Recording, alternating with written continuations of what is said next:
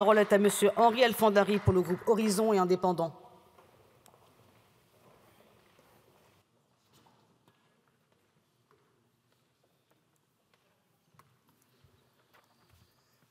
Merci Madame la Présidente, Madame la Ministre, Monsieur le rapporteur, Madame la Présidente, chers collègues.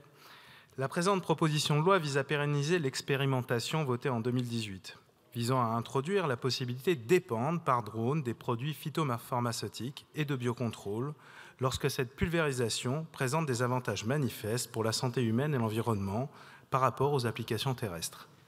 La mesure est circonscrite dans le cas de l'épandage de certains produits à faible risque ou autorisés en agriculture biologique. Le champ d'application de cette mesure est également limité.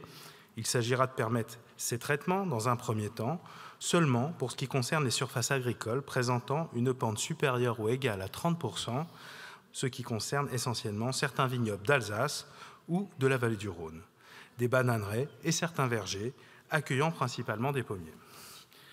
Dans un second temps, d'autres types de parcelles et de cultures pourraient être concernés.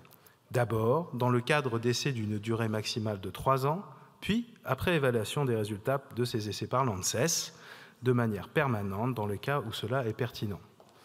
Le groupe Horizon Indépendant considère qu'il ne faut pas s'interdire, par principe, un épandage aérien des produits phytopharmaceutiques ou de biocontrôle. Au vu de la précision que peuvent avoir certains drones, équipés de buses limitant la dérive des pulvérisations, cette technologie innovante s'avère être une piste intéressante pour la décarbonation de l'agriculture française.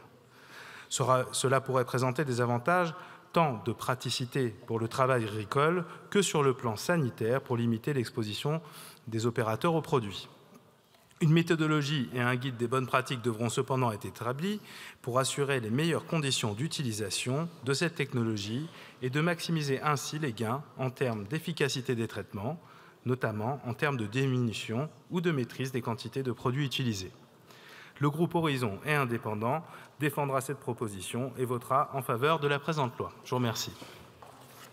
Je vous remercie, Monsieur le député. La parole est à Monsieur David Tobiac pour le groupe Liberté, Indépendants, Outre-mer et Territoires.